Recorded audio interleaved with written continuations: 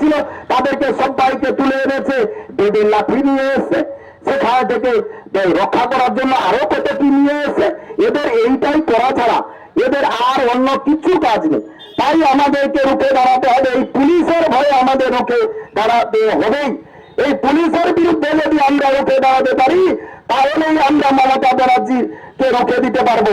তাই প্রথমে এই পুলিশ নামক যে তৃণমূলের দালাল তাকে আমাদের রুখে দিতে হবে, এই প্রতিজ্ঞাবদ্ধ আমাদের হতে হবে আগামী দিনে। না হলে আমরা এই মমতা ব্যানার্জিকে রুখতে পারবো না। মমতা ব্যানার্জিকে রুখতে গেলে এই পুলিশ নামক যে দালাল তৃণমূলে রয়েছে তাদেরকে আমাদের রুখে দিতে হবে।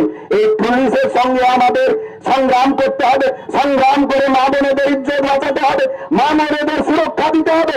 না হলে কিন্তু হবে না।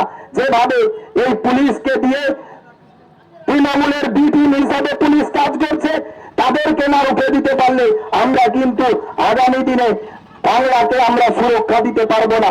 তাই ভারতীয় জনতা পার্টির পক্ষ থেকে সমস্ত নাগরিক বৃন্দকে আমাদের এই